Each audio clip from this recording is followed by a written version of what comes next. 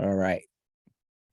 All right. So it's only ladies in here tonight. So ladies, thank you for joining us, taking time out to spend your evening with us. And we're going to share some vital information. So welcome to what we call the blueprint to buying your first home. My name is Sean Brooks. I'm the host. I'm a realtor. Can you see the slides? Let me make sure you can see them. Okay. So a few of my specialties are first-time home buyers. I'm very passionate about first-time home buyers because at one time I was that first-time home buyer. Nick was too. We all were. VA. I like to do VA loans for veterans. USDA, investors, multi-units, and I like to educate buyers and provide market analysis. Overall, I have about 19 years of real estate experience, almost 20 in a few more months here. 10 years as a realtor, 10 years in the investment segment. This is where you can find me. If you need to get in touch with me, only thing I didn't put up here is my telephone number, and I'll share that at the end. So you can find me on Instagram, Facebook, YouTube. I do YouTube videos. I try to do educational videos there to educate you. And like the Eagles, this is my other Batman. I can't get anything done without my other Batman because he's the money source. All right. Nick, introduce yourself. My name is Nick. As he mentioned, I've been doing mortgages now for 19 years. I also specialize in first-time home buyers. So we have all those programs. I pride myself in my communication, not necessarily my communication skills, but I do communicate very well with everyone. Also pride myself in my product knowledge with each of the products. The mortgage process can be very stressful to a lot of people. So I try to take my time and do things step by step, slow it down for everybody so it's not as stressful and becomes basically a checklist throughout the entire process. All right. I lost the mouse again. All right. So the first thing when you're thinking about buying a home is you should ask yourself, are you financially fit? All right. First time home buyer skills, and with our home ownership blueprint, we could go through all of that. All right. This is where you can actually reach me via telephone, and my extension number here is 3223. Out there you have another number. You have my original number that I started off with. You can reach me there. All right. So Leslie, you can't do this part, right? Because you're driving. But I can't, I'm only listening because I can't see anything, but in another probably 5 to 6 minutes, I'll be able to view. Okay. Well, I'm recording it, like I said, so this way Yeah. you can kind of go back and look at it. All right. So out there, are you at home or are you sitting there? Do you have a piece of paper or anything? Yeah, I'm sitting here at home. All right. So this is what I want you to do. And I know you're not renting anymore, but you were renting, right? Yes. All right. What I want you to do, take that monthly rental payment that you were paying, and I want you to times that by 12. Okay. Much money. Right. Too much. Okay. What'd you come up with? A lot. Give me a number. I like to hear the number. You said take my monthly and times it by 2? By 12. By 12. Oh shit. Yeah, we're gonna do 12 months. I got 30,000. Oh, okay. I like that number. Too much. What you got? Oh my God. I got like 40. 40? I like those numbers. Okay. Now let's do this, right? All right. So 40,000 is a lot of money to be going out from your paychecks, right? At the time. Yeah. And You don't recognize it until you actually do the numbers. that's why I did that. It's called shock therapy. See, people, right? Normally when you pay rent, you don't see it, right? So it doesn't affect you.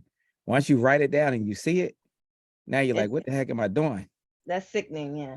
Right. Now, we're going to use, Nick, we're going to use 30 years. So take that 40,000 that you wrote down and the 30,000 times that by 30. 900,000. Right.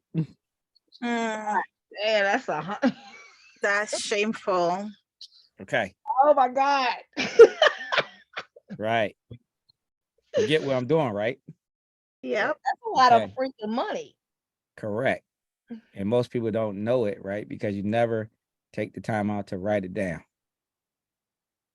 So it's going to somebody else's pocket. God. They're owning the property, but they're renting it to you. And dig this. That number is not going to stay the same, as you know, because they're going to raise the rent every few years. Yeah, Yep. they are that. So that number stretches. All right.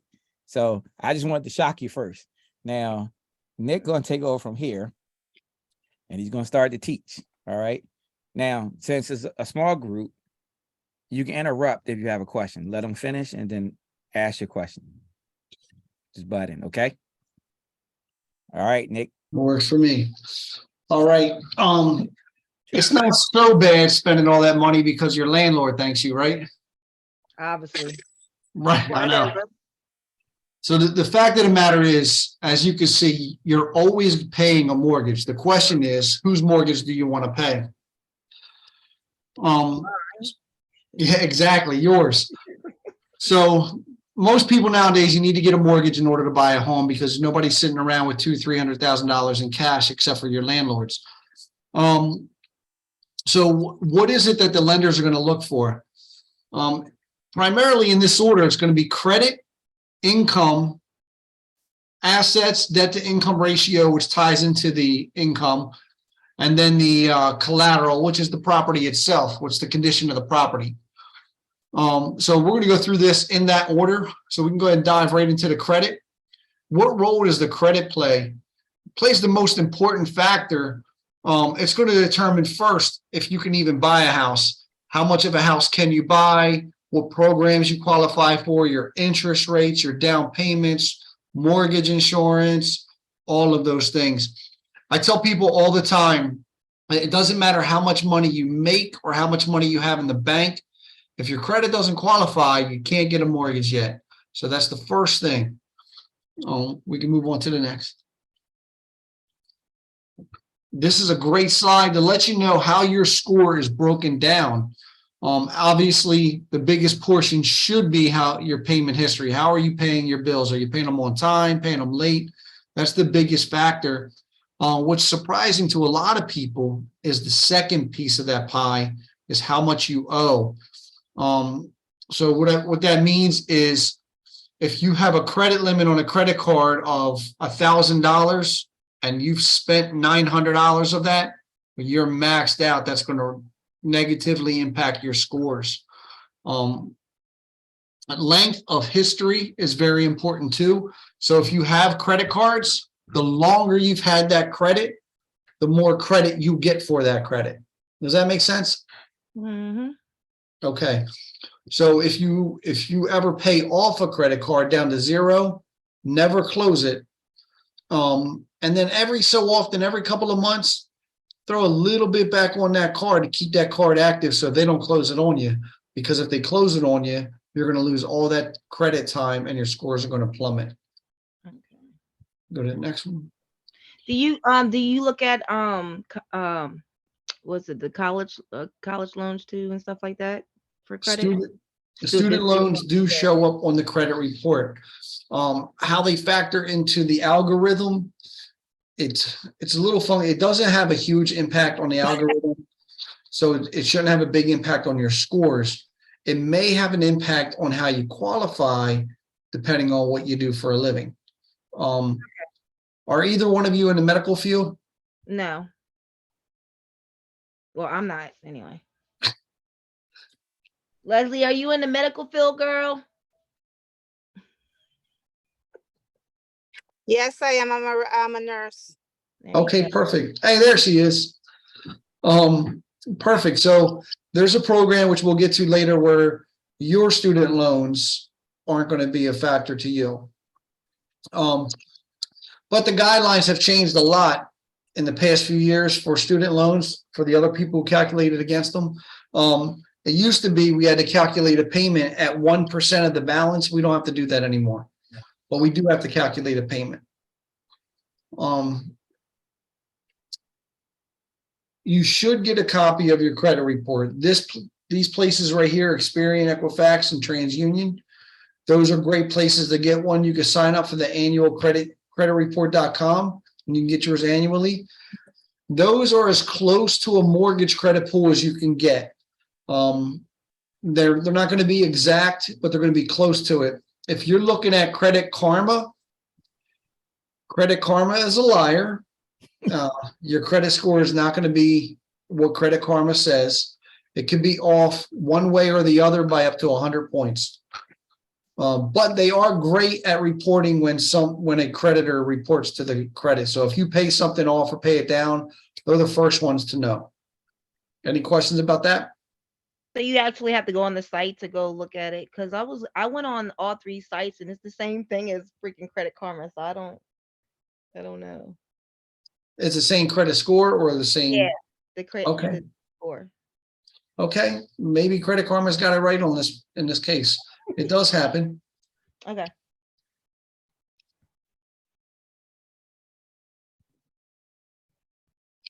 Ways to, or tips to be approved. More underwriters, lenders, they don't like seeing disputes on the credit report. You can dispute things. I'm not telling you not to dispute things. I would recommend checking with me first in regards to that. But they don't like seeing disputes on the credit report, and they may make you get an item out of dispute, in which case that item, when it comes out of dispute, could drop your scores further than they were. Like I said earlier, don't close any credit cards, and don't apply for any new credit. That's a major factor when you apply for something new. If you're going to do something like that, please check with me first, and let's make sure it's going to be something that's not going to hinder you buying a house. The magic number for your credit score when it comes to credit cards is 10%. Keep your balances at 10% or lower than the limit. So for example, if your credit limit is $1,000, never charge over $100, or it's going to drop your scores. Even if you pay it off, it's already impacted your scores. You want to keep it below that $100 mark, or 10% of the limit, as much as you can. If you're over 10% already, then your goal is to try to pay it down below 10%. Does that make sense? Yeah. All right. One way to do that, a little trick of the trade, is to ask for an increase on your credit limit. So if you're at $500 and your limit is $1,000, well, now you're at, yeah, there she is. She's on. But Yeah. wouldn't that be the same as applying for a credit? Wouldn't that affect your scores if you ask for an increase? It would actually affect your scores positively if they approve it. So if your limit is 500 and you owe, I'm sorry, your limit's 1,000, you owe 500, and then they increase it up to 5,000. Now you're at that 10% mark. Your scores are going to go up. Now they may have to do a credit check for that, but that's okay. That's very easily explained. You were just applying for an increase on your credit limit, and underwriters do not have a problem with that. All right. The other thing is to keep your debt to income ratio below 45%. That's sometimes a little challenging for people to calculate on their own. It's not going to always be the same as the way we calculate things on this end, but a good rule of thumb is to just take your gross monthly income and divide it into your total monthly debt. So, you add up each of your monthly credit cards. You got a $10 payment on this one, a $25 on this one. Your car payment is $600. Take that number and divide it by whatever your monthly income is. So if you make 60 grand a year, your monthly income is $3,000, I believe it works out to, something like that. Then or it's $5,000, and you just divide it by $5,000. Does that make sense? Yeah. Okay. Next one. Yep. Yes, please. All right. Sean, you shaved already. Yeah, I'm trying. Hold on. So now that we're past the credit part, we're going to get into the income, income and employment. I have a question about the credit part. Okay, So what if you have like medical what you should call it, judgments on your credit? Does that affect it all? Because someone told me medical is not too it's not so much of an issue. correct. So there's, let's say, three ways of looking at that. If you have anything below $500, any medical collection below $500, as of March 1st is going to drop off your credit anyway. We're never going to say it. And that's going to give you an increase to your credit, to your scores. Really? Yes, Oh, what happened on March 1st? that's just the date that Congress set it in place. Oh, okay. I wish Um, I would I paid all that off. That's all right. That's good too. I have two of them on mine. They're under $300, and I was like, I was about to pay them, and I'm like, what if it's gonna drop off? I'm not giving them my money. Yeah, don't do it. And then here's the other thing: no matter what the limit is, when did this go into effect? October 1st, November 1st. If you pay off a medical collection, it has to be deleted from your credit report. That's different than other collections. If you have another collection, let's say a credit card, you didn't pay them, they sent you to collections, and then you pay them off, that's still going to stay on your credit report for 7 years.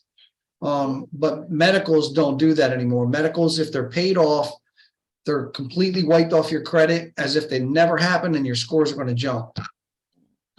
So when it drops off on March 1st, does that also apply that it would just delete it from my credit report? Yep. Oh yeah, this sounds good. Yes. Good. And then the third way that it's looked at as far as mortgages goes, let's say you have $10,000 on there or whatever, and it's medical collections. As long as your scores and everything else qualify, we don't even look at that. We don't calculate it. We don't do anything with it. It's just there. Everybody in the country knows that medical collections are almost criminal. I mean, you go to the hospital for something, and they're going to submit you to collections right away to get their payment. So it's not right. And I know the insurance already paid them, and they're still billing you. they do that. Yeah, it's terrible. It's terrible. All right, so let's dive into the income requirements. You have to have a job for at least 2 years or more. You have to have a 2-year work history. Let me put it that way. You do not have to be in the same job for 2 years. You just have to be able to show that you've worked for 2 years of your life. Oh, wait, that's a little bit conflicting for me, because I'm already speaking to somebody from this program. I don't know, Mr. Gallo, and one of my jobs, I'm like four months short. Well, I do 2 part-time jobs. One of them is like 4 months short of 2 years, but I've been a nurse for 10 years, and I've been consistently working those 10 years. I just didn't work for the same employer for those 10 years.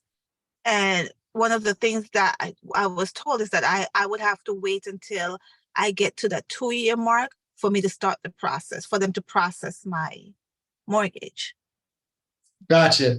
Now, you said those are part-time jobs? Yeah, they're both part-time. Okay, so one job is going to be considered your primary employer. Yeah, one I make way more, even though it's part-time. I make pretty much a full-time salary on it, so that's considered my full-time. But the other one that's considered my part-time is like 4 months shy of making the 2 years. And he said that in order for him to use that income, I would have to wait until I get to that 2 years. He is accurate. In order to use income from a second employer, you have to have a 2-year history of holding down those 2 jobs. Okay, got you. Oh, okay. I was thinking about, because I do contract jobs, and I've been in the same career, and for my contract jobs, is that going to be a problem with that too? No, not at all. So are you W-2 or 1099? W-2. Okay, so then what we would do, that's the same as somebody who works for like a union. You know, you just get placed in different areas. We just get the W-2s from each one of those employers, and it's just one all Okay. type of job. Okay. Overtime and bonus, they'd like to see a 2-year history of it, which is to your benefit anyway. You can have a minimum of a 1-year history of getting overtime or bonus, but they're going to calculate that 1 year of income over 24 months. So it's going to be spread out. It's not going to be as much as you really show. Does that make sense? Okay. Right. Mhm. Disability, Social Security, income. It can't be going away in the foreseeable future. That's all. And we'll get an awards letter that shows that. It's pretty simple. Or we can go to the next one. Next one. Okay.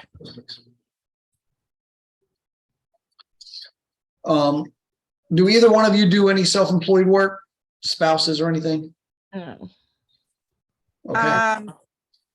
I do, but very rarely. I once when I feel like I'm broke.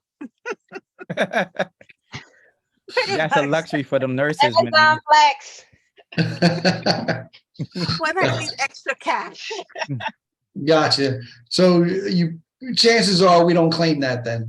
No, it's too little to claim. Trust me. Gotcha. No worries. Then we can skip the self-employed. That's good. Go straight to the assets. All right, give me what? All right, there we go. Yep. So the assets, when it comes to the mortgage process, this is the biggest headache for everybody. So I'll be upfront with you about that. It's a lot of very detailed documentation when it comes to the assets. And it's the most frustrating part for most buyers. So if you know that going in, I will always be very detailed with what I ask of you, what's needed of you, so that way you can just get what is needed to try to minimize the amount of stress you're going to have in that area. Well, I got a question. Do you have to do the first time home buyers program before we do all this, or no? No, that's part of the mortgage process. Step Okay. number one is to qualify for the mortgage. Once you qualify for the mortgage, the loan officer should qualify you for whatever programs that you're eligible for all in one shot. And then would tell you to go take the counseling course. Counseling course, I think costs like $90, something like that. So I wouldn't have any borrowers go through that course until they're ready to buy a house. Okay. Great question. So when it comes to assets, they usually want 2 full months bank statements. That means a full 60 days. Most people do everything online nowadays. And what I see a lot is I will get a 60-day mortgage or 60-day bank transaction history where it shows all the transactions. Most of those transaction histories do not have your name on it, identifying you as the owner of that account. And in addition, underwriters want those transaction histories stamped and signed by somebody at the bank. So I would use them for pre-approval purposes and then let you know, like, hey, this is only for the pre-approval purposes. Once you're under contract on a house, you're going to need to get these stamped and signed. And we're going to need an actual statement printed out to attach your name to this printout. Does that make sense first and foremost? Okay. I guess. I mean, it didn't explain that. I just sent the 2 months. I just forward the 2 months bank statements with everything. All right. If it's just regular statements, that's fine. There's nothing to question with that. Yeah. What the underwriters are going to look for are deposits and transfers. They must be sourced. So if you have anything besides payroll, so payroll deposits will come up on your bank statement as a payroll deposit. It's easy to identify. But if there's ATM deposit of $2,000, a check deposit of $3,000, they're going to want to know where did that money come from, and you're going to have to source it. And cash can never be sourced. So if you were to say, hey, I don't want to say never, but hey, I sold something and I got $1,000 for it. they're going to want to see a sales receipt from that transaction to source that cash. But for the most part, cash isn't sourced too well. And then transfers. If you have one of your children transfers money to you, or you transfer money to your children to help them pay for a bill, you gave them $300 and you just transferred it, your bank statement is going to see a transfer from your bank to another bank. They're going to want to know where is that bank? We want that bank statement. You're going to say it's my child's bank statement, something like that. We can't provide it. But the ones coming in are the bigger issues. The ones going out are going to be questions, but any money transferred in is going to be a bigger issue. All right. So I have a question with that, because Okay. I am in a susu. And so every few weeks they would send the money to me, but it does say on my statement like Zelle payment from, say, Mary. So they're gonna question who's Mary and why is Mary sending me money? Yes, exactly. And then But they're it's going to a want, susu. How can I prove it now? there should be a treasurer of the Susu account. No, it's just Right. between four. It's just between four friends. Hey, I got a question. Are all y'all guys nurses? No, it's actually my husband's friend, my son, and one of their friends. It's Okay. it's not nurses. It's just we just decided to just do something to help each other out, like, you know. But Yeah. I as he said that, I'm like, oh my gosh, my bank statement does have Zelle payment from, you know, whatever the person's name is, but I can't really prove what it's for because it's a susu. Gotcha. So that would be the way that I would treat that, so that you can utilize that money for the mortgage, is this. Let's just say it's a gift. Let's say Mary gave you $500. It's a gift. However, the gifts have to be documented. Here's where some of I'm the just headache. gonna stop it and just tell them give me cash so that we don't have to sell each other anymore. Do that. That's a great idea, but don't put that cash in your bank account, Oh, because damn. then you got a cash deposit. It's got to be sourced. This You is got so great. difficult. You gotta Oh, make it wow. spending money. Like, Yes. So if you want to do it that way, do it as cash, and then pay your bills with that money. Use that money to buy your groceries, your gas. If you could pay other bills with that money without putting it into your account, go to your bank. Oh my What's that? I said everything is paid for my account. So that's kind of crazy. You could thank the Patriot Act for that. Now underwriters need to source all the deposits going into every account. I told you it can be very stressful, the asset part of it, and this is exactly why. If you were to say it's a gift, here's what you would need to document it. Obviously, your statement already shows that money going in. They're going to want the donor's bank statement showing that exact amount coming out of their account, going into your account. But they might not even be willing to send their bank account information. That's the problem. That happens quite often. Then what the underwriter is going to do is they're going to deduct that from your qualified funds to close. So, for example, you have $10,000 in your bank account. You have a deposit of $1,000. They're going to say only $9,000 is qualified. Wait. Oh, so this is only from the account that you're using for your money to close. Because this money is not going into my account that has the money to close. It's going into my joint account, which is not being used for the closing. It's just for my bills. Okay, then my next question to you would be, is there ever a time where you transfer money to or from your account to the joint account? Yeah, because one of my paychecks goes into my regular account, and it goes. I transfer to my, but I write a check. You write a check? Yeah. So it's not an actual transfer. No, I write a check. They're not linked, so it's two separate banks. So I have to write a check and deposit it. Then the chances are we're never going to know anything about that account. Okay. All right. Because it's a check. I just write a check to myself. Okay, good. Okay, hey Nick, Yes. we just had Shane. Shane, are you there?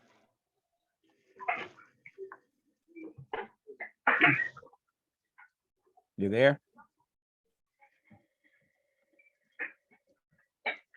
All right, keep going, Nick. All right. We'll wait. And Leslie, I'm sorry that your loan officer didn't explain this to you. He should have explained it up front. We had, it wasn't a long conversation. We were just trying to establish some stuff. We had bigger problems that we were fixing. So I guess eventually he would come around to tell me all of this. So Gotcha. All right. We can move on to the next one.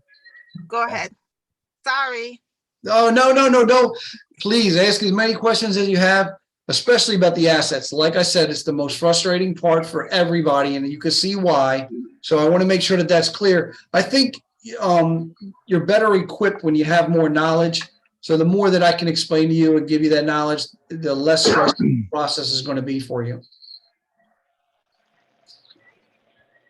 So what is the federal funds rate? I'm sure everybody has heard that. It's very popular in the news now that the feds have raised the rates. Have you heard that? Yep. Yeah. The last raising did not affect mortgage rates. Basically what a federal fund rate is, that's what the commercial banks pay when they lend and borrow money from each other. The Federal Reserve will meet 8 times a year, and they'll determine what needs to happen with that federal fund rate. And it's been going up each time. Every time this year it's gone up. The last time it went up, it did not affect interest rates because they're trying to stabilize the economy. But they're expected to continue to go up for the next few meetings at least. But it shouldn't affect interest rates at all.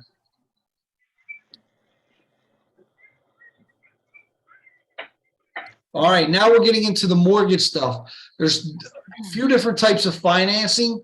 Obviously, we all know about fixed rates and adjustable rates. Well, let me back up. Let me not assume. Do you guys know what an adjustable rate mortgage is, an ARM? I've heard the term before, but I never understood it. Okay. Basically, your interest rate is set for a short period of time, 2, 5, 7, 10 years. But then after that period of time, it's going to increase. It's going to adjust after that. We do have a 10-year ARM that has become very popular lately because the interest rate on an ARM is typically a little bit lower than the going rate. For the past year, when interest rates were really low, it made no sense for anybody to do an ARM because ARM rates were actually higher than the fixed rates. So if you get a fixed rate at 3% for 30 years, why would you get an adjustable rate? It didn't make sense. But now that rates have gone up, adjustable rates are becoming more popular. The one that we have that is real enticing to people, it's a 10-year ARM. The rate is like 6.75, I think. And it's 6.75 for 10 years. So no matter what the market is doing, your rate is fixed for 10 years. That doesn't sound enticing. And then if rates go down during those 10 years, you can refinance out of it right away. But it gives you a whole decade for the market to readjust. Then there's navigate the word. Okay, that's not. There's interest only mortgage. That's where your oh, that says interest rates. I thought we were talking about different programs. That's okay. There's interest only programs. They're starting to become a little more popular as well. I don't personally like them. Basically, you're only paying the interest on your mortgage. You're not paying your loan down at all. I would do them. I've done a few in my career, but you got to make it make sense to me, which most loan officers aren't going to tell you. They're just going to get a quick buck. Hey, I can get you in here. I can get your real low payments. Here's your interest only payment. Get you in. And then a year down the road, your loan hasn't gone down any. You're not paying your loan off at all. Then you're not happy. I don't particularly like them. If it makes sense in your life scenario, I would do it for you. But you got to make it make sense to me. All right, let's go to the next one. Different types of loan products. Oh, you didn't go over down payment requirements. We will. There's Oh, down okay. payments that's coming up. That was just like the headlines. Okay. So the different loan products, we have FHA, which is Federal Housing Authority, not first-time home buyer. But most first-time home buyers, a lot of first-time home buyers use the FHA product. There's conventional, which is a great loan. There's VA loan. Are any of you guys VA or veterans? No. Shane?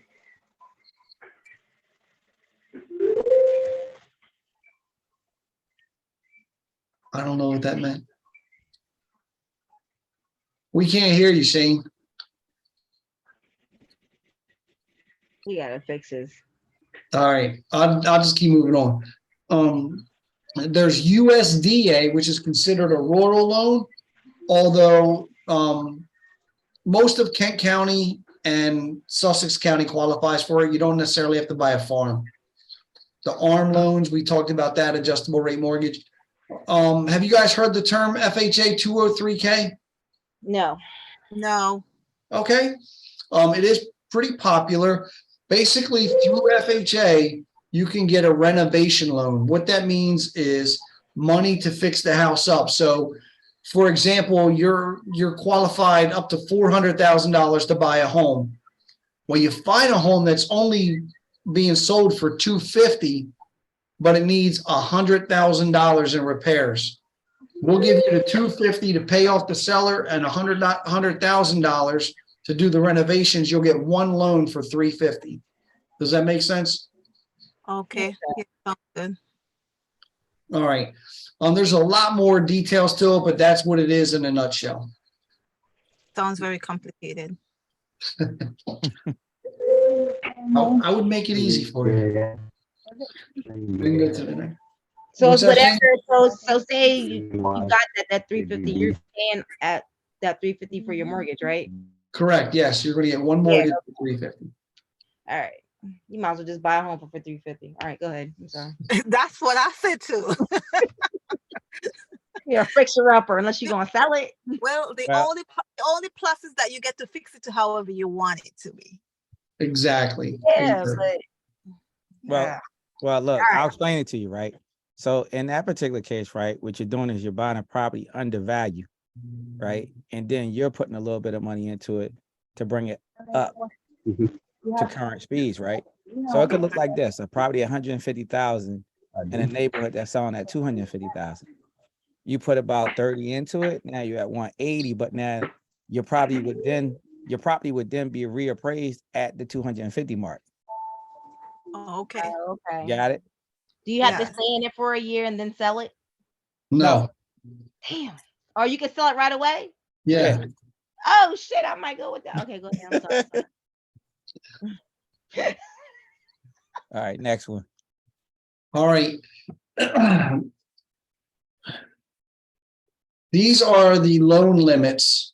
Is that for USDA, I think? That's the USDA loan limits. Yeah. No. That's No. conventional loan limits. That's the conventional loan. That's the conventional loan limits. So what that means is you can borrow a conventional loan up to these amounts in these counties. If you're borrowing more than that, then you're going to get what's called a jumbo loan. Your interest rate is going to be a little bit higher. They're not too bad. And sometimes the requirements are a little bit more stringent, but it's not too bad. What state is this? Because I don't Delaware. recognize. I'm sorry, Delaware. What state are you in, dear? I'm sorry. I'm in New Jersey.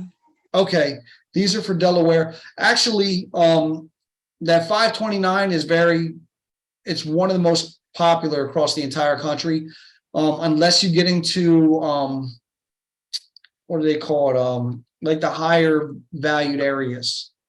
So New Jersey, if you're like North New Jersey, the values up there are a lot higher, so they probably have a higher loan limit. And Well, even spots in That's too South much Jersey. money. That's too much money for me anyway. I don't want to buy a house with that amount anyway. Okay, man, especially for those taxes. Yes, exactly. All right, let's go to the next one. These are the income limits for USDA. So USDA does not require a down payment. Neither does a VA loan. So that's fantastic. The only thing you got to pay are the closing costs. However, for USDA, they do have income limits for the entire household. Now, Leslie, I apologize. When we put this slide together, we only did Delaware because that's where Sean and I are based. Licensed in all 50 states, but we only did a slide for Delaware. I can get you the USDA limits for your county anytime. Okay, that's fine. And what they factor in, go ahead, I'm sorry. So when you said that it factor in the income for everybody in the house, that means I have to disclose who live in my house? Yep. That's great. Even for down payment assistance programs, they're going to be the same. Down payment assistance programs, they're commonly called like first-time homebuyer programs. They all have a total household income limit. Excuse me. So they factor in everybody in the household to make sure they're going to be under that limit. The good news is if you have children, they factor in the children and we know they don't have income. What if your children work? Are they under the age of 18? Yeah. Then we don't count their income. We only count them as a body. Oh, okay.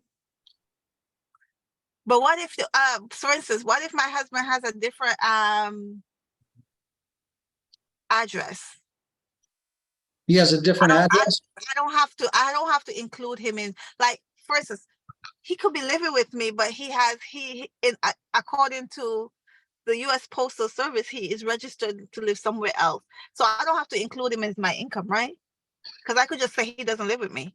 Okay, so let me ask you a few questions. How do you file your taxes? Married or head of household? Single. Single, okay. And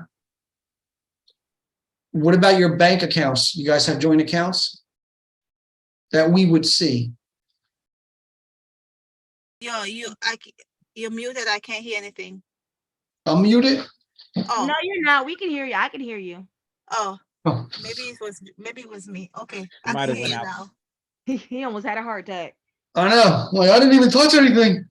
I am not a computer guy, so if I touch it, I know I jacked it up. So you said what about what? What about joint bank accounts? We do have joint bank account, but we do have separate accounts as well. All right, so if we see a joint account for any reason, it's going to be at least questioned. Do you guys have the same last name? Mine's hyphenated. Okay. So then what I'm going to tell you is you're going to lie to me and say you are not married. And then if his name comes up, that was my ex-husband, we had a joint bank account together. Oh. Oh God, this is so complicated. No, it's not. Just lie, girl. Just lie. You be all right. He's not a factor. We talking about you and the kids. Come on, let's go. Conscience would not work. He get on it later. Right. All right. I got you. All right. There you go. And that's going to be the same for the down payment assistance programs. They have the same requirements. The income limits are different for every program, but the concept is the same. It's the total household income. Do y'all do grants too, or? Yeah, we're going to get into that in a minute. Okay. All right. I'm not going to rush you. VA loans, we can skip them. They're not veterans. No. Shit. I wish I would.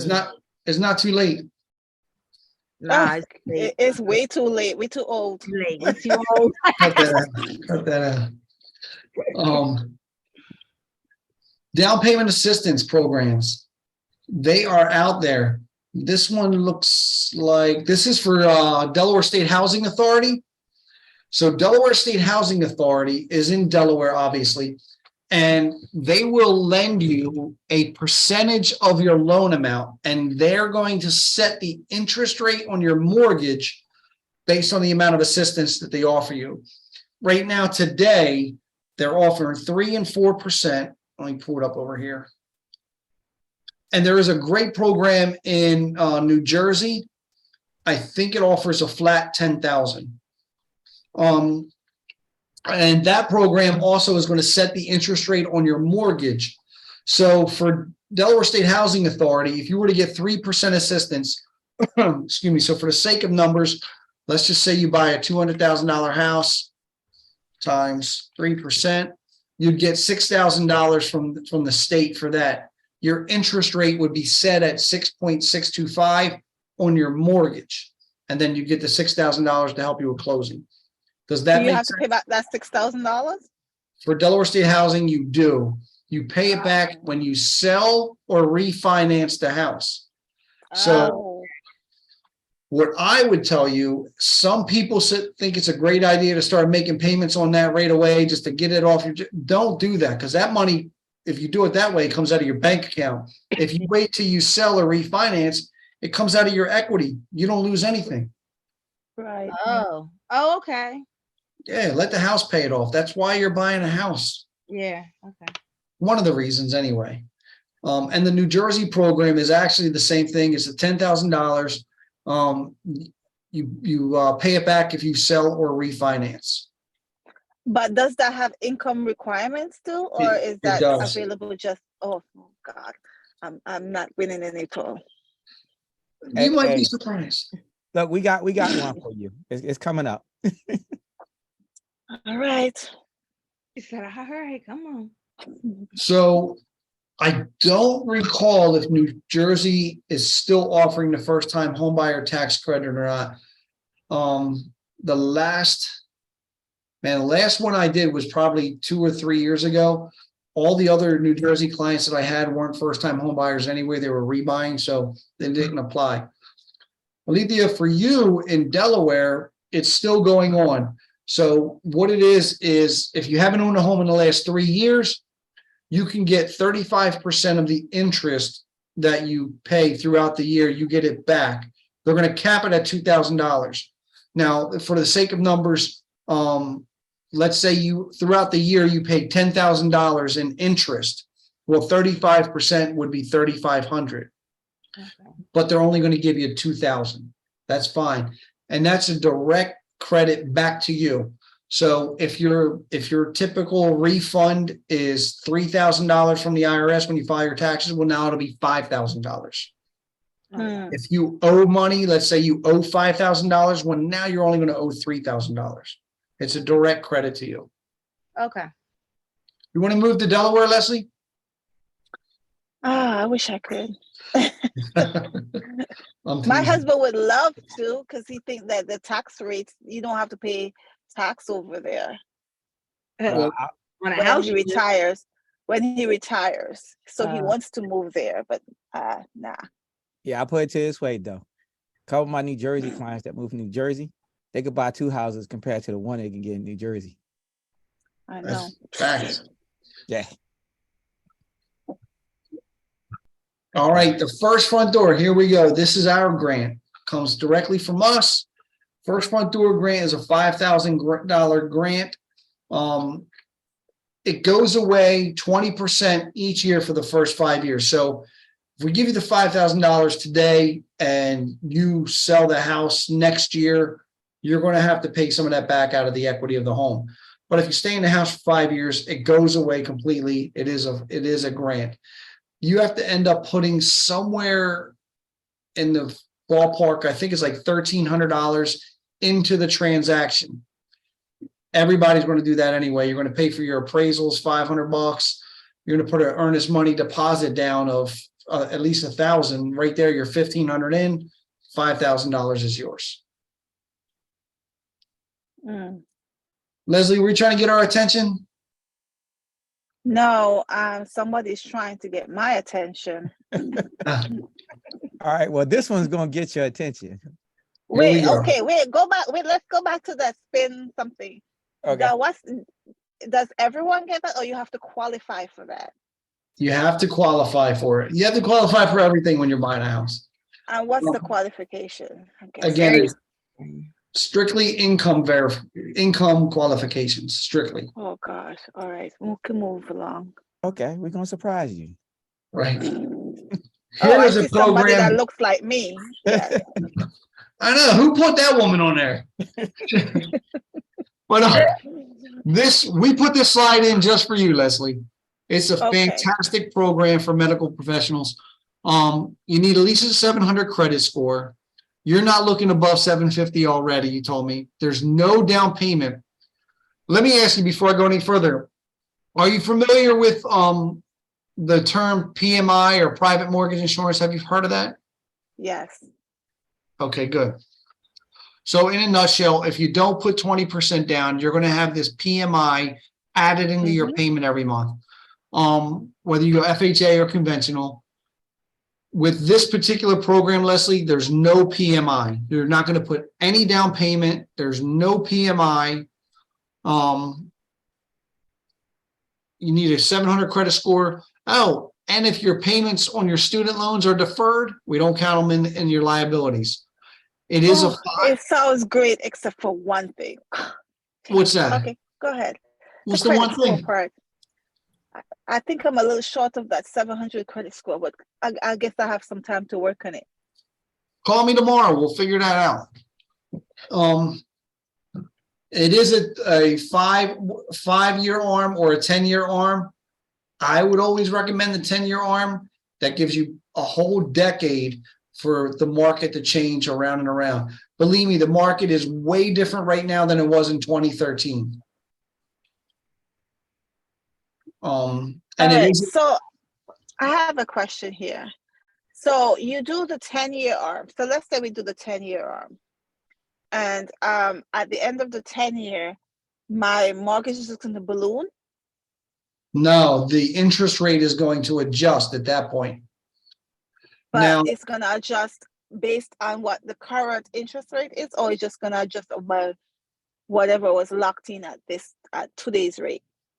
No, whatever the current rate is at that time. In that slide, you'll see it says 10-1. That 1 means that your interest rate cannot move more than 1% at a time. So God forbid interest rates go to 10% and we lock you in at 6% today. You're not going to jump from 6% to 10%. You're going to go from 6 to 7. And then in a year's time, you're going to go from 7 to 8. And then from 8 to 9. It's going to gradually build up.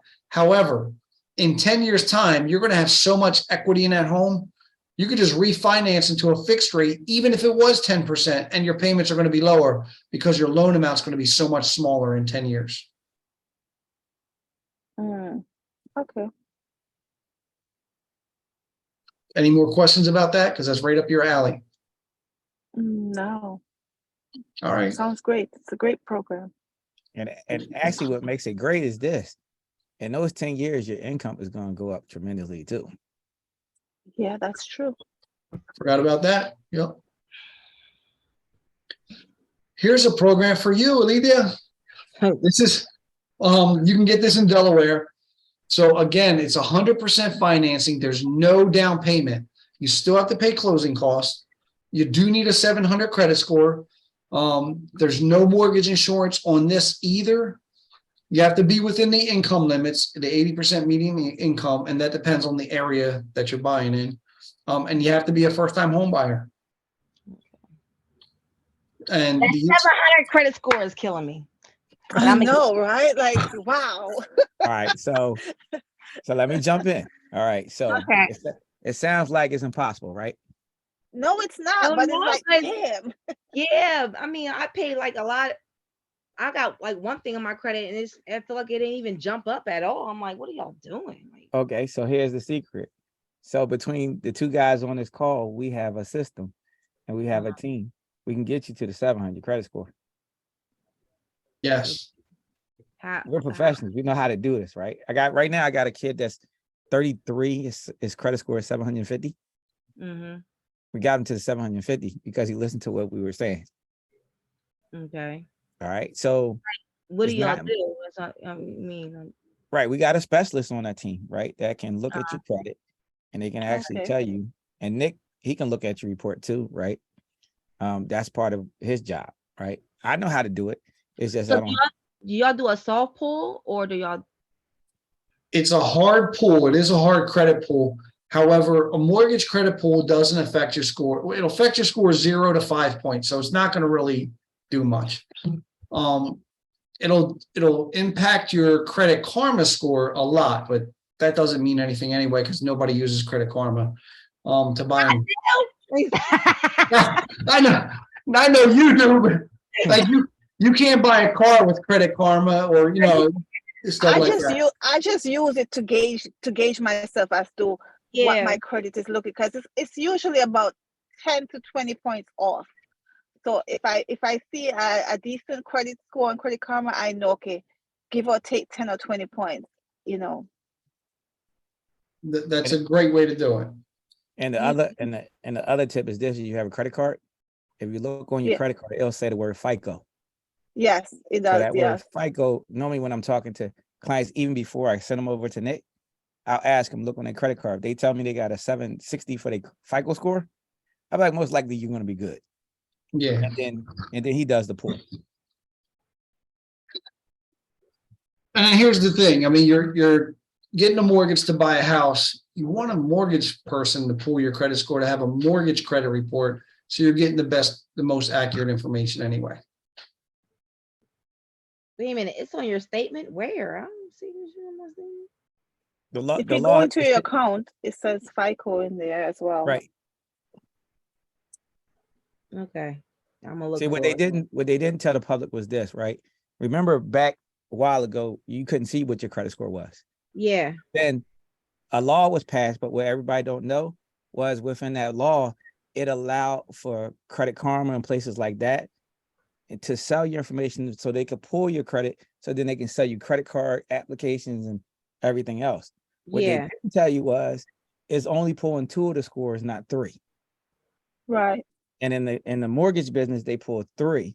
And then it's a little bit more complicated because it's several different models to this credit situation. Credit Karma doesn't but the mortgage only use the average, which is the middle of the 3. Right. But it's also behind the scenes, they call them credit models. So it's several different models. The car industry uses another model versus what the mortgage industry uses. So it's easier to get a car because they're using a different model. So it's a little bit more complicated. But once you see that FICO score, and if you call me on the phone and you say you got a FICO score of 760, I already automatically know that that's the middle score. So if that's the middle score, then the other 2 scores, I'm not really worried about that. You know what I mean? I don't even see this on my bank statement. Where is it at? I'm looking at it right now. Like, where is this? You don't see it there? No, I don't see it. I'm looking at my bank statement right now. Where would it be at? Is it on the credit card statement? Yeah. Sometimes it shows up at the bottom. Sometimes it shows up at the top. Yeah, I don't see it. Yeah, I'll meet up with you again.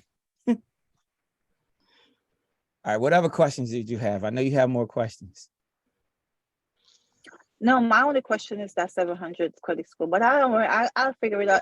I'm not too far from it, but I'll figure it out. Me either. Yeah, if you're not too far, right? Remember the model they showed you is time, is paying it down to 10%. Those things is what gets you up to that 700 credit score. So what I used to do to get there was I would use my credit card, and basically I would pay it off before they're going to send that next one to get it below that 10%. And then if you get it even below the 10%, it actually gets you more points. So the 700 credit score is not really that difficult to get to if you're I think my first step is to try to get an increase on my limit, because my limits are kind of low. Right. And that's a good strategy. We've all used that one. Out there, she's looking at that statement hard. Oh, I'm looking at my Capital One statement. Like they always put my they always but give Capital One has it in the app. If you go in the app, it's there. That one too. Yeah, did you hear what she said? Say it again, I'm sorry. No, I said Capital One has it in the app. If once you open the app, you'll see it. It's right there. Oh, you got the credit wise there. Yeah, that's like Credit Karma. It's the same thing. So it's gonna show me something different. Okay. All right, this last part is going to be real quick and easy. right? Okay. So now we dive into what I do, basically. Like when you're working with a realtor, realtors are supposed to help educate you to the process, right? Should be available for questions. Normally I work with a team, so it's not just me. And then in the state of Delaware, we have documents that we have to share with you very upfront and early, like if we get into a real estate conversation. So these are documents, like this one is a CIS. This spells out the relationship and responsibilities of what the realtor does and the broker does. This is the buying agreement. So we have an agreement, and I might work with you for a duration of time. It's not a contract, right? But within here, it'll say something like, if I showed you this property, X amount of days, if you try to work with another realtor and you buy that property, by law, you're supposed to be responsible for the realtor getting paid. Mhm. Have I ever enforced that? No, because it kind of doesn't make sense. So you My got my belief is, realtors? no, you don't So pay both realtors, right? But the way it works is this: the listing realtor gets paid by the seller. So this is where the money gets paid.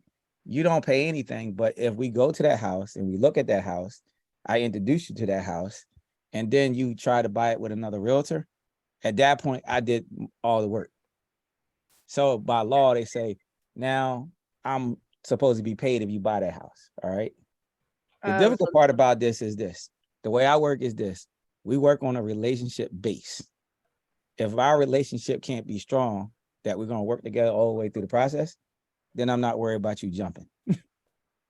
Like, I don't worry about it. It doesn't make sense, right? The last one is the agreement of sale, right? This is how you get the house. You write the contract, what you want to offer, so on and so on. We go through that in detail. What I do is I find out if that house is actually really worth that amount of money, right? So this way, this is one step of the way where you won't overpay. The other step is the bank does an appraisal on the property. So if the bank says the property is worth 400, but your offer is 410, they ain't gonna give you the extra $10,000. You get 400, and at that point, either the seller gonna then you sell it have to to you, come up with the 10,000. well, you don't have to, right? And I wouldn't advise you to, right? Because remember, who's the professional in that process? Who does that process every single day, several times throughout the month? Is the bank, right? Oh, the bank. Mhm. I thought it was you. So the Okay. bank valuates properties. Now, also with that, we do what's called a CMA. We do the same thing that the appraiser does. We look to see if the house is actually worth that. Like I just had one last night. We went up $10,000 or $20,000. Somebody went up 25. My client asked, what should I do? I said, you pass on that, because why would you come out of your pocket for something that's not being valued by the bank at that number? That's your protection. So that's like part of the process, right? What are the benefits for owning a house? All right. Now, in the state of Delaware, the numbers work like this. You buy a house this year, the average value goes up by 5 to 6% per year. Now, during the pandemic, that number went up 15%. Mm. Yeah, it went crazy. So in 2 years, Yeah, people that's why the houses are ridiculous now. Houses are ridiculous right now. How is that Mhm. going down at all yet? I'm just trying to all figure right, it out. listen. Okay, my bad. You don't want something to go down, right? That you're putting money into that's expected to go up. So what's Well- happening now is not going up 15% anymore. It's going up Okay. about 5 to 6. That's the average, right? So Mhm. you don't ever want the value of your property to go down. If it ain't worth the freaking value, No, well, it's not Well- that you want the value of the property to go down. Like, I literally see that, and you could see what on the listing that the person bought the house in 2020 for Right. 285,000, and now we're in 2022. They're selling it 2 years later. They're selling it for 525,000. I know you didn't put $200,000 of work in that house. So come on, let's be real. But because they know that the market is such, they're trying to double the price. And I'm like, I Well, don't want to pay for that house when I know the house is only going to be valued at 300,000. right. But this is what's happening right now. All right. So with some of that, it has to do with supply and demand. So what's still Mhm. happening right now is the inventory is still low. So the demand is high, right? So people are paying it, right? And as long as people keep paying it, it's going to keep going up. Unless Where we do get people get money from? That's what I'm trying to unless we get more supply, right? Now, normally it wouldn't go up if you pay 200 to like 500. That's like almost crazy, right? No, it is. It's try New York and New Jersey. Right. You'll see them. Oh yeah, New York and New Jersey, it is going on up there. Yes. I got friends over there, and they say how outrageous it is, Ridiculous. right? But see, New York is where it's at, right? So that's the hub of the financial market. So those prices are going to keep like rising. The part that really kills New Jersey is the taxes. Those taxes are outrageous, right?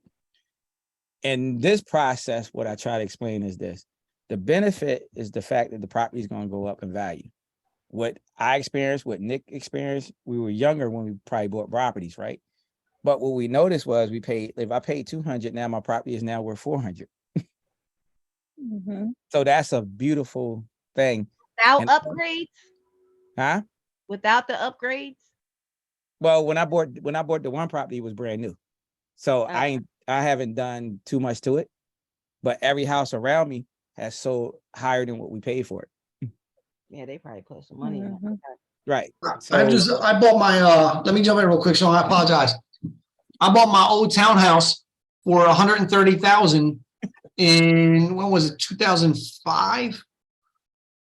I think I did, I put the laminate flooring in there, but I spent $1,000. I put, backsplash, I may have spent $100. And I put tile floor, maybe I put another $1,000 into the tiles.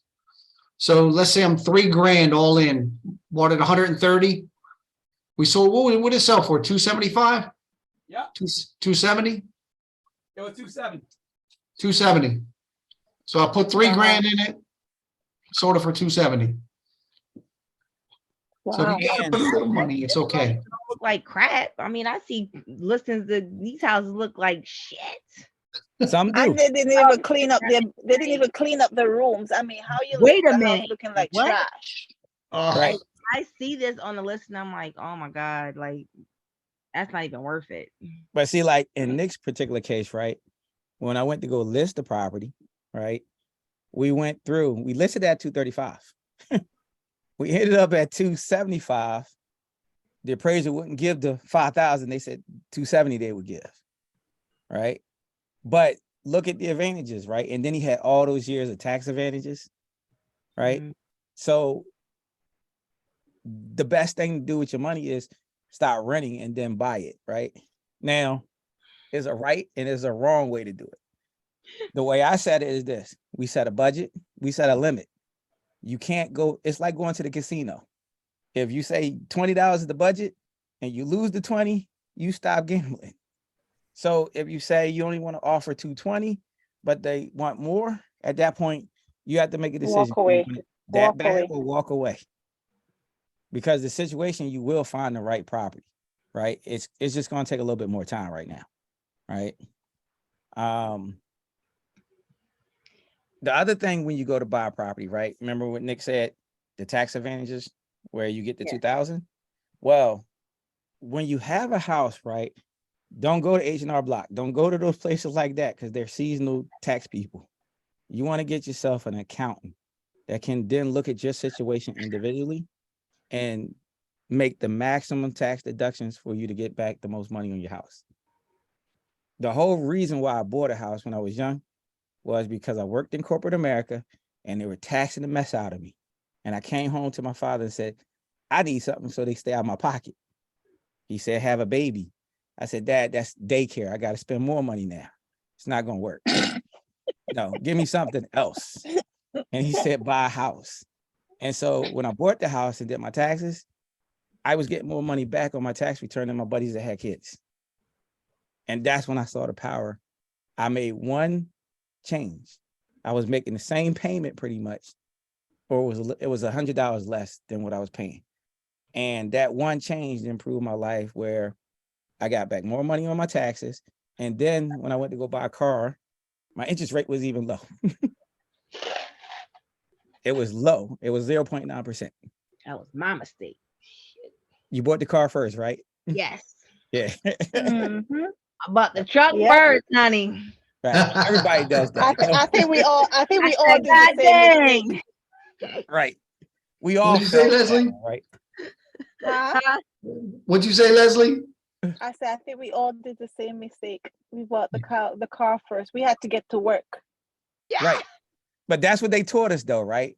And we just follow what's being taught. So now I'm trying to teach it a different way, right? Where you teach the younger children to get the house first Yeah. and then work to the car because Yep. it's now going to cost you less money.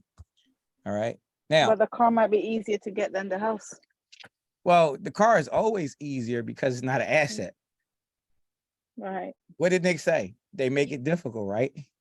They ask you Mhm. for all these Very. things. And he didn't say one thing because the asset part, right?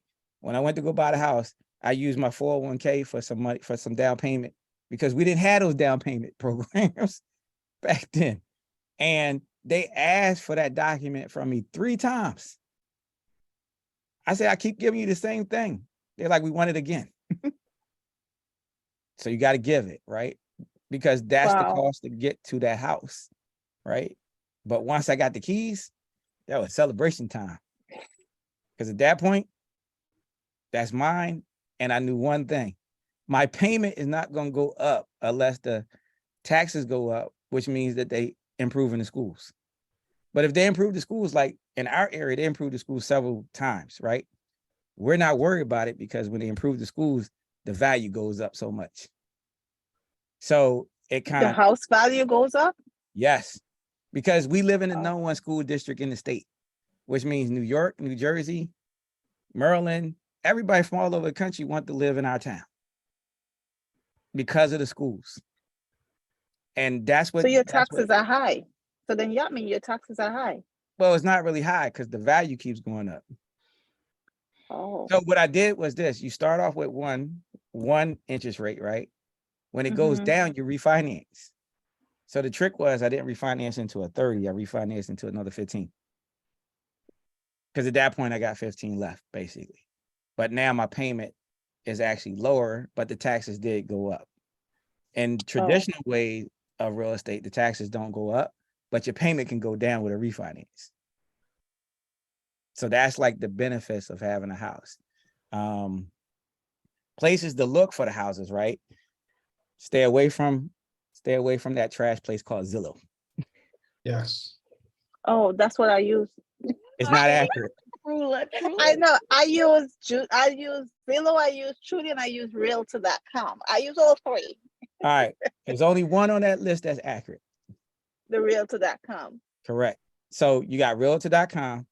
You gotta have it's a site called HomeSnap, right? No. Sorry. You good. It's funny that the fine. green light goes around whose it is. Right. We knew it was yours. It's you. So HomeSnap is another site, right? So those sites are sites that when we make changes or we add a new house, it's up there in 10 minutes. Those other So it's sites, the home snap. yeah, HomeSnap. It's tied, Okay. it's tied into the MLS and the New Jersey. Well, that's Southern New Jersey. If you're in North New Jersey, they use a whole nother system. So Oh, if you up Lord. there near, New York, they use a whole different system. Yeah, I'm closer to New York. Right. So Realtor.com would be the one because then it's accurate. All right. And then I got my personal site that I share. All right. So Okay. out there, the part of the process is this: when you go and you go under contract, you sign a purchase and sales agreement. Once you get the sales agreement under contract, now we want to get that house through the home inspection. The home inspector will analyze that house. It takes about 2 to 3 hours, depending upon the size, but they're looking for stuff that's major defects like roof leaks, plumbing issues, electrical issues, foundation issues. They go thoroughly through this house, right? And They what if give you have you, issues? huh? And what if there's issues? What happens? They write it down, right? And they give The it in a seller nice, has to fix it before right? you They buy give it. it, they give it to us in a nice sweet report, and then I write an addendum, and the addendum is requesting for repairs, Okay. right? So then it depends on your mortgage type too, right? So like with FHA, they don't like chip paint going around the windowsills. So if a house has chip paint, they make the seller file down Repaint that the paint whole and then house? repaint. Oh, So okay. certain things that work. Huh? Leslie said, repaint the whole house. I want this room green. I want We wish we could get that right. Now, when we send that Listen. report, it's some negotiating going back and forth, right? So let's say a seller don't want to do the stuff that's on the report. So your earnest money deposit that you put out, it gets returned. At that point, you don't have to buy a house in that condition. Okay. That's your way out. Okay. So But, what about the but part, like, didn't you have say the the, stuff I'm all messed sorry. up? Go ahead. I'm sorry. Go ahead. All right. girl. Which one? No, you go ahead and ask your question first. I said, what if the carpets is messed up? Do you have to do the carpets all over too? No, that's not something. That's something that, at that That's point, it would be up to cosmetic, you. right? Yeah, it's cosmetic. Okay. All right. So my question is that But I what do, if, hold on. I do have something for that though. So what we Okay. might ask for is a carpet allowance to cover getting it replaced. Okay. All right. so I was gonna ask, like, what if they, like, for instance, the chip paint, they said, okay, we can't do the filing down and painting and repainting, but we could take off say 2,000 off the selling price so you could get somebody to do it. Would that be acceptable, or they're the ones that have to do it? Go ahead, Nick. Answer that question. You the mortgage not for an FHA loan. It must be repaired. guy. So here's what could be done. We've come across situations where the seller simply doesn't have the money for a can of paint. The buyer may have a contractor in their family, and they'll go out Yep. there, scrape and That's paint me. it. There you go. They go out there and do it. Now you are taking a risk because you're fixing up that house that you don't own yet. And if something were to happen, the deal doesn't go through. Well, now that seller has a fixed up windowsill. But it's matter of fact, I can't think of one time in my career where that's ever happened. Right. Yeah, I wouldn't do that unless I know I have the keys in my hand, though. What I would say, okay, fine, if they take it off of the price, and then I'll do it. But you said that I won't get the loan approved without it being done. So then no do. There's no can do right there. Free girl. Mm-mm. Now some things, right? Like in that situation that you just mentioned, right? Sometime that can happen, right? Let's say it's an electrical issue. If they want to not fix it, but they give you the money to then have it fixed, we can negotiate that. But anything that's on that list that we know that the mortgage company is going to require from the appraisal, we had to get it done, because once it gets done, it gets re-inspected by the appraiser to make sure that that house is in the condition that the bank wants it to be in. But other little things, we have negotiated, stuff like is a broken window, or something is not working right, like the door has a hole in it. We might negotiate to get the money from the seller, that then during settlement, the check is handed to you, and then you can go get the door that you want to replace that door. So we can do things like that. It's all negotiable at that point. All right. Althea's thinking, because she's thinking. Oh. No, I ain't got no questions. I was just thinking about something else. Now, Go a part of this process, right, where the home inspection is going on, you have something that you have to do. So once the contract gets signed and is executed, I got to send it to Nick so the mortgage company can start working on it. Now, at that point, you got 7 days to sign the mortgage application, so then they can start working on your loan. All right. Then you have your appraisal, right, that you have to pay for. Mortgage company, we got to pick an attorney, right? So now your contract has to go to the attorney, right? What does the attorney do? They're doing a title search to make sure that the owner that's selling the property doesn't have any liens. They're actually the owner that can sell it. They don't own the IRS no money. And they're doing that on you too. So they're looking for liens. If you owe the IRS, they're looking for stuff like that. They also do a survey of the property. Like today, I did a walkthrough with a client because she's settling on Tuesday. On the survey, it says that the next door neighbor shed is on her property. So She gotta move it. right now, she was like, Oh. "You're gonna ask the attorney to send a letter. Sometime I'm the one that bringing over the bad news to the neighbor. Like, I can tell her. you- You gotta Well- move it. I'm sorry, I love you, but you gotta move it, gang. right, but sometimes that's difficult for the new owner, right, to go over to the neighbor and say, "Hey, your shed been there You're for starting off on the whatever." wrong foot already. Oh my Right. I don't gosh. care. They gonna hate me. They ain't gonna like me, my neighbors. I'm like, look, move that shit on. Look, I'll go over there and introduce myself and make them aware and let them, and they can call the attorney, right, for themselves. So the realtor will do the dirty work. Yeah, we do a lot of stuff that people don't know. Yeah, before they see my face. So when the next time they see my face, I'm not the person that came to your door. Right. But they still gonna know who you is because you live in there. It don't matter. You might be over there. I can tell like, yo, your shit on my I property. have no knowledge of what took Appreciate you place. so much. Jesus, you're gonna see you anyway. What is the problem? Anyway, go ahead. Right. So when that process goes through the cycle, whatever the contract says, it might be 30. Most of the time we write contracts for like 45 days to 60 days, and then you'll be a homeowner. And then this is the beautiful picture that we normally take of you signing your documents. Because now it's the congratulations is yours. Okay. So That how long process did takes it about a take? whole day. How long did No, it it take? takes about, hold Go on ahead. out there. It takes about, what was it, Nick? Like 30 minutes? Something No, like that? when my husband closed, I think we took a half a day. Half a day. But it was worth it because I had the keys in my hand. But Jesus, All right. I never forget that day. Normally when that happens like that, right? What are they waiting on, Nick? Waiting on docs or the funding from the lender. Right. Dang, So it we took half a day. Yeah, look, it's been I had one settlement in my career where I had to take the clients to lunch. Yeah, we went to lunch, took our time, came back, still had to wait, and then the wire finally came.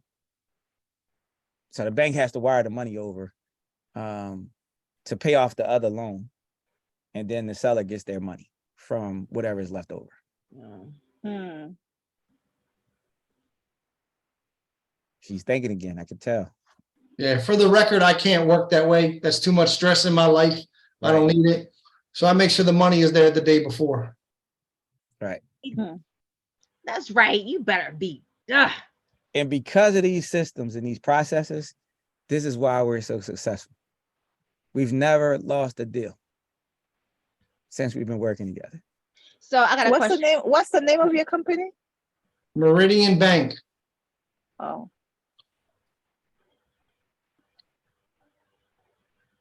Oh, y'all waiting for me? Okay. How long did it take her to get the house though? Was she looking at a lot of houses and it was like, nah, I can't get it because everybody's bidding on it? How long does that take? That fluctuates, right? So it depends on what's happening in the market. It depends on where you're looking. Depends on what style house you're looking at. The condition of the house, like those ones that's really done up, right? They're the most popular. The ones that's been rehabbed, staged. They're the most popular houses. They attract everybody. 9 times out of 10, when we go look at that, I'm gonna tell you right up front, we're gonna be in a bidding war. But sometimes with a bidding war, it's not the price that gets the seller to sign. Sometimes it's what we call the terms, the conditions, right? So one particular agent that's a seller also, her trigger is that you waive the inspection, but you use her inspection. If you do that, she gives you the house. I just like the one I'm doing Tuesday. That was the situation. We went but after that's 3 like a houses. pig in a blanket, because what if her inspection is covering up stuff that your inspection would have picked up? Well, here's the thing. If a licensed inspector did that inspection, right? Oh, okay. And he gives you a report, his license is on the hook. His insurance is on the hook. Because if he missed something, that then after you move in, you have an inspector look at it and they say that was the condition, right? Now that company is responsible and they open themselves up for a lawsuit. Oh. I'm suing. Yeah. That's what normally happens, right? Mm. Because and the agent kind of open themselves up too, right? So we have a whole class on stuff like that, right? Mitigation, like how you can limit yourself from doing something stupid. I think that the buyer should do the home inspection, but once you give me a report and you say this was done, because it could be done two different ways. Like sometime when I meet with a seller, I'll tell them get the inspection done so they know what's wrong with their house before somebody else comes in and look at it. So this way you fix everything, and then on the seller's disclosure, right, you can say the roof had a leak. I fixed it by a licensed contractor on this day, and you got receipts. So then even if they go do their home inspection, it's going to come back clean. So we recommend that to most of our sellers from the very beginning. Some sellers don't want to do it because of the cost, right? They'll leave it up to letting the buyer find it. Now, some people, they'll do it, you know, because they believe that they want to find out first. So there's no right or wrong way. It's just that you want to have a home inspection. All right. Do not waive the home inspection like a lot of people did in 2020, because right now those people are angry and upset. And for us as agents, when we're put in that situation in our company, we make you sign a waiver saying that this is not what we recommended. We recommended you to get a home inspection. And the reason why the home inspection is so important, on one house, we did the home inspection and the basement foundation was bowing, right? So what bowing means is the water pressure on the exterior wall was pushing the wall in. Yeah. So it's shifting it. Ooh. Doesn't mean the house is a bad house. What it basically means is now you got to get a structural engineer Yep. to look at the problem and then correct it. Yep. And that's what we had to do in that particular house situation. But if he waived the inspection, he would have never known that that was the situation. He'd have found out later and then been angry and probably called me out and cussed me out. Do we come out of pocket for the those inspections? Yeah. Yes. Okay. So inspection can run I know I seen 500 to 500 to set. It depends on the size of the house. yeah. It depends if you got 2 hot water heaters and 2 air conditioners. They measured out by the square footage, but it's between 5 and 7. Somewhere 7. Even the lawyer, you come out of pocket for the attorney? Part of the closing costs already. Oh, okay. Right. So in Jersey, I don't know the numbers in Jersey, but in Delaware is about, I think, what, 300, 400? Somewhere in Yeah, for the 500. attorney. You need to find somebody that works in New Jersey in your company so that I can get good answers. I got somebody at work over there. Good girl. Yeah. What you say up there? Yeah, I got partners in about 30 states right now. Oh, okay. So wherever people want to move, we can assist them. One of my agents, she's a pretty top agent over in New Jersey. I just don't know who the attorneys are that they use, and their network. But for PA and Delaware, I know, you know, a nice chunk of people that you could use. What's your question? Okay. I know you're close, right? Out Who? there. You're close, right? Oh. I'm Like your close to credit score. yeah. Right. I don't know because like I said, I paid a lot of stuff off of my credit. I only got one thing on there for my collections. I only have one thing on there. And I do have one in dispute. That won't come up until March. But yeah, I'm just waiting for my credit to rise. And I'm like, when is it gonna happen? All right. March is 2 weeks away. Yeah. I know. March 5th, 14th. It's Yeah. supposed to stop. Oh, So, Nick forgot to what? say that grant money, right? Nick, what's the spill? Like how long? The grant money, it comes out March 15th. Right. Yeah, but what's the requirement for the grant money? You have to have a certain income below what? It depends, it's the 80% median income, so it depends on the household and the number in the household and the area. I'm already over the income level, so I'm not even gonna bother to look at that grant. So give me a zip code. Give me a zip code. 07501.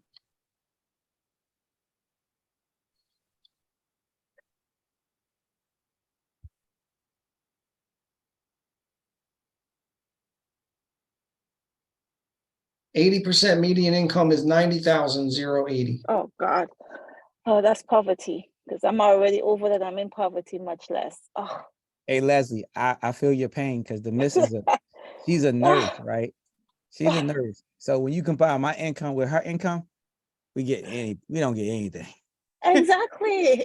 I can't even get my kids to get good tuition. I have to pay everything out of the pocket. It's a blessing and a curse at the same time, right? But you do have the nursing, you do have the nurse program. Like they did create that for you. They created that for you guys. But that probably doesn't even exist in New Jersey. It does. It does? Yes. I said we had something for you. Oh, so that means I just have to work and get in my credit to 700 and I'll be good? Yes.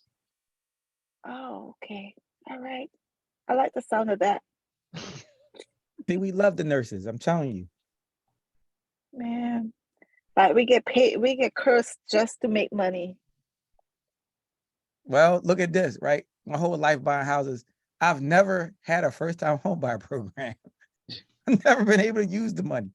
Me neither. Right. So it's a blessing and a curse. But It's a blessing. But I will say this, right? So I forgot to mention something. When the market starts to shift in a certain way, the good agents, the ones that's savvy, we know how to get money from the seller to kind of offset the lieu of you not being able to get some of that grant money.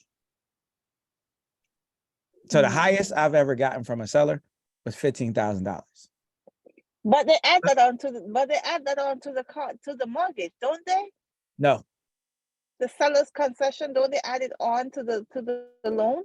no, Nick, explain it. So you can do it a couple of different ways. Let's say you're buying a house for 300,000. They can just give you the 15,000. They're going to walk away with 285. Or you increase the purchase price up to 315. They give you they give you the 15,000. So they walk away with the 300 they're looking at. But the 15,000 that the purchase price goes up, your loan amount is based off of a percentage of that. So let's say you put 5% down. Now you're only at 95% of the 315. You're going to see a difference in your payment of $20.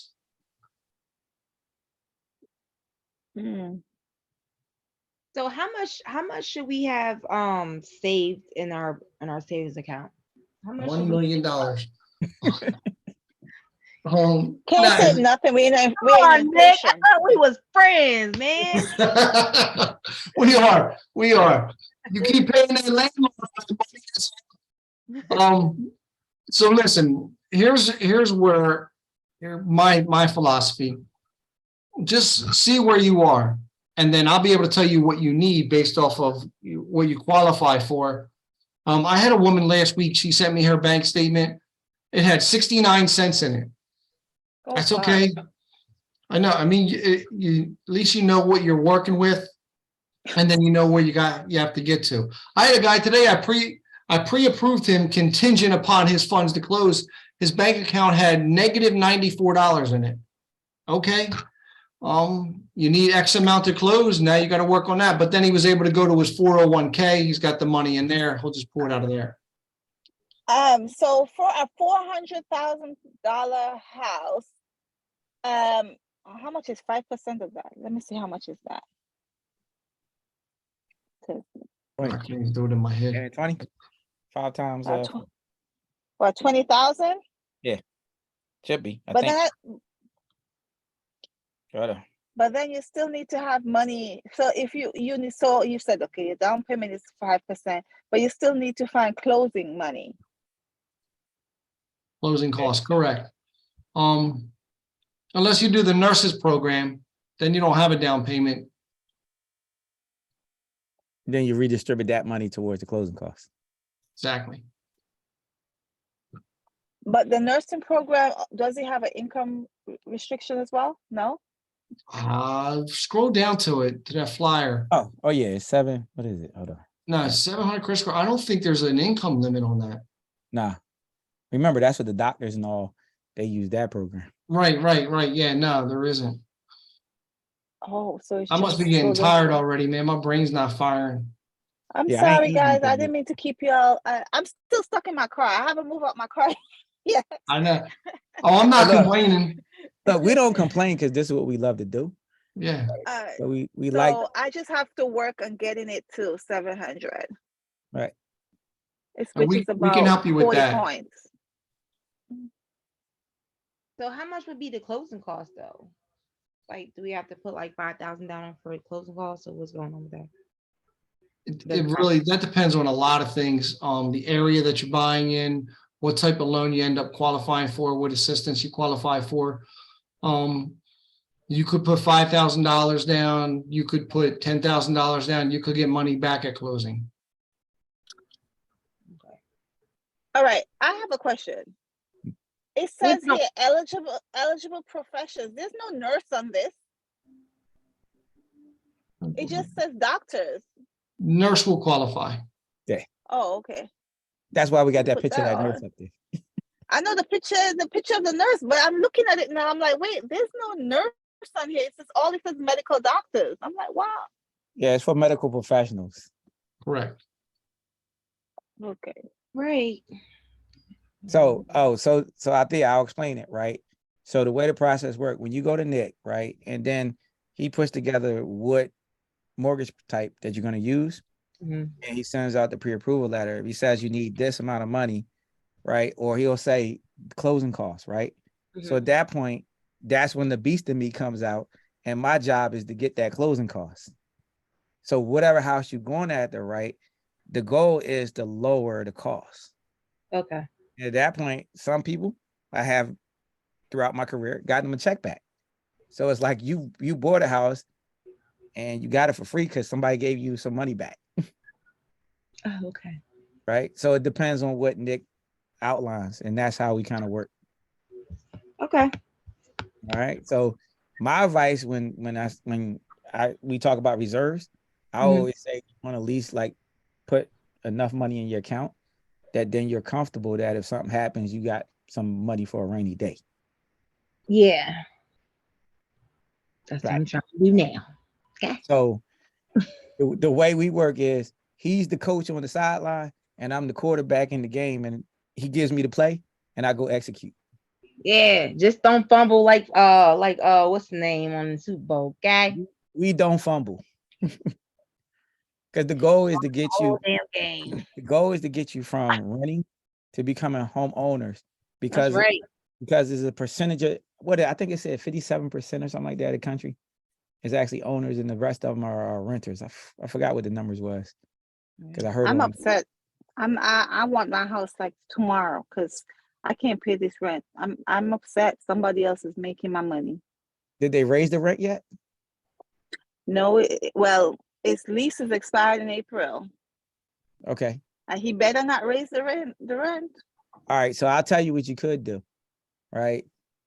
If you know you're close and you go to Nick and you get a loan, and let's say it's a month left before that lease. I think what's the law in New Jersey? They gotta come to you and ask you if you're gonna rent. I'm on 30 days. Yeah, 30 days Okay. before it expires. So which you means can. next month. I think you can elect to go like month to month at that point. No, I already established it with him. To be Right. honest with you, I already knew I was going to buy a house. I just needed to come because I moved from New York to New Jersey. I just Okay. needed to be in New Jersey to see if I like it. So when I Right. was signing my lease with him, I said to him, when I sign my lease, does it mean that I have to live it out the whole year, or can I break the lease? And he said, no, you can break the lease at any time. Just give me notice.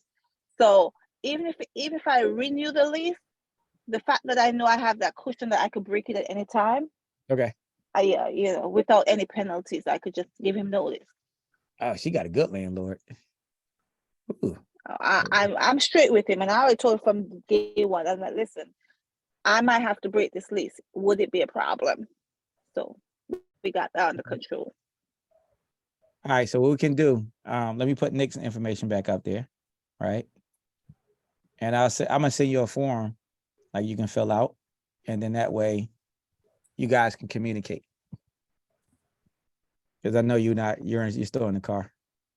And so that way you can communicate. And if you have any more questions, then you can just ask. Yeah, me but directly. Nick works in Delaware. Nick doesn't work in New Jersey. Yes, I do. You do. Oh, All 50 states. but all right, we'll talk offline because the guy that I'm working with, that's how I got you this information. So I thought maybe it's one of your partners. Where you get it from? The site that he sent me, that's where I was able to sign up for the classes. Okay.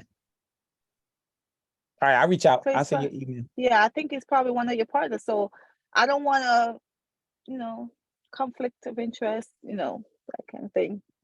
I respect that.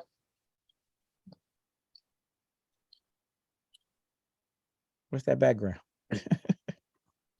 All right, so You want to leave this? She don't want us to know she's laying in her bed right now. That's why. I know. I Yeah. am. Mind your business. Hey, but to let you know, right? You're like, remember, I used to Mhm. do what you did for a living as an IT guy. Like that's how I bought my house. I was actually a contractor. I actually was outsourced I used to work for a big company, then they outsourced it to a contract company. So midway through my transaction, I went from working for one company to now being a contractor. And all I had to do was send over paperwork saying, what was the situation. Oh, sorry. Go Nick, ahead. this question is for Nick. So, remember I told you that maybe I asked it before and I must have forgotten. I'm getting tired too. Remember I told you that I had 2 part-time jobs? Yes. All right. So, when the gentleman that I'm working with, when I sent all the documents to him, everything to him, it came up that it was only using my main job, the one that I get, because the other one just it didn't populate. So it turned out, according to the paperwork, it said that I was making 94,000. But I was like, that's not what I make. And that's when he came to tell me if I'm going to use the second income, then it has to be 2 years. So then I disclosed to him that I am in the process of looking a full-time job. But I was kind of reluctant to move forward with that process because I read somewhere that you can't change jobs when you're buying a house. So how does that work? Because I was kind of, So yeah. with his company, it's going to be a problem. With my company, it won't be a problem. No, I'm kidding. It's not a problem. I mean, it's in the same nursing. It's just that I'm going to be it's going to be a full-time job, and the income is going to be, it's like the one income is the income of my 2 part-time jobs. Oh, okay. Well, then that's a no-brainer. Unless the income is going to be primarily from overtime, then you have a challenge because it's just base like salary. It's a salary, but that salary is the same salary I'm making of my 2 part-time job. That's a no-brainer. No problem. Okay. So it wouldn't be a problem. So I could continue moving forward. Okay. That's all I needed to know. Any more questions? I'm good on my end. Okay. You got Nick's information? Yes, I screenshot it. Yes. Okay. Text him. So that way you can get all your questions, because I know you're going to have more. Everybody always has. I always have questions. Every day I wake up, this thing is haunting me. I always have questions. Right. You know why everybody has questions? Because nobody never been through this process. Only way you learn it is you got to go through it. We're going to get this done right out there. Yeah, it's just stressful. I'm just trying to get them credit. I'm trying to figure out what's the hold up with that. And I don't see it changing. It's a steep Well, increase. that's why. What can we do, Nick? We could look. We can have them look at it. Look at her credit report, right? Yeah, let me see something. Nick, I Yeah. have, so for instance, so after I talked to my guy, he said, "Oh, y'all are not partners, whatever." He don't have to know I'm working with somebody. But what I'm saying, I already had my credit pulled twice, and I have copies of both reports. Do you need to pull it again? Yes. How long ago was your last credit pull? 2 days ago. Okay, well then it One of won't, them was the three of them. I think the two of them were within the space of a week. it only counts as one credit pull. It's only, that's it. But no, it shows as a hard inquiry on my Credit Karma. That's okay. Credit Karma's a liar. It is a credit, it is a hard credit pull, but it's not affecting your scores. You can have as many mortgage companies pull it in a 45-day span as you want. And it 'Cause takes off 5 points. If it's going to take 5 points, it'll only take it off the first time and that's it. Oh, And then when does it go back up? Probably within 30 days. 30 days, something like that. Oh, okay. So what it is this, right? Our lovely government realized that when people are shopping for a mortgage, they may go to more than one company, even though the statistics show that that doesn't happen, but it should, right? You should have that flexibility because you don't know what this company could do that the other company can't do. So Indeed. behind the scenes, some mortgage companies and banks, right? They have what's called rules or underlays, right? And not all of them go by those rules. So where one says, like Nick, what we got clients that coming out of New York, they wanted to move to Delaware. So she said that the guy couldn't do it. She reached out to me. I said, well, we can do it.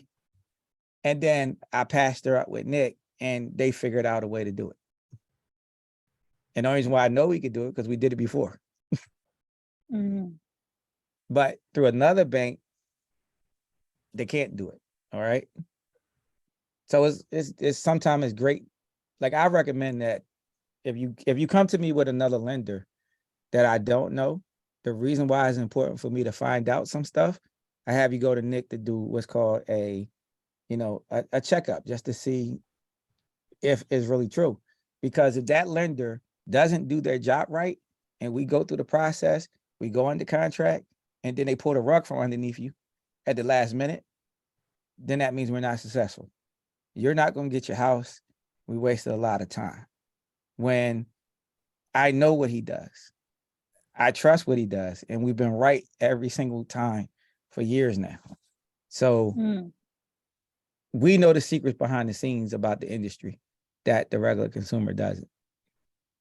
And that's why we've worked with people that said, well, that lender couldn't do it, but now we can. okay. All right.